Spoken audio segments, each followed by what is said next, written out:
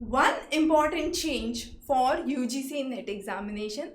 However, it is not material for the candidate, but still a lot of students are wasting time with respect to this. The idea is simple. The paper and the question, everything would remain the same. The only difference is from an online version, it has shifted to an OMR version. So the only thing you need to take care of is keep last 10 minutes for filling your OMR sheet, and that is the only thing. That means you are not granted extra time for filling the OMR sheet, and therefore the only thing that matters is speeding up. So as you speed up, you would be able to solve more questions at a faster pace, and that would be the only way. Now, how would you attain this?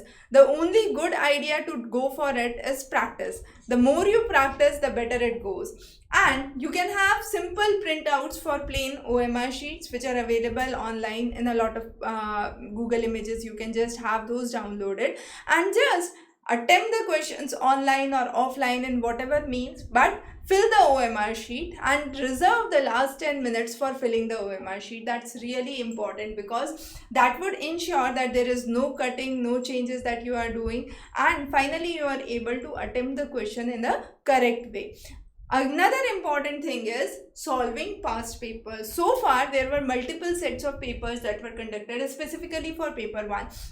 So based on the last few years trend after the post-COVID period, we have covered most of the sets on Doorstep Tutor. So you have a huge question bank with the most kind of probable questions that are there. So if you practice those thoroughly, comprehensively, you would be able to solve most of the questions that are asked in paper 1.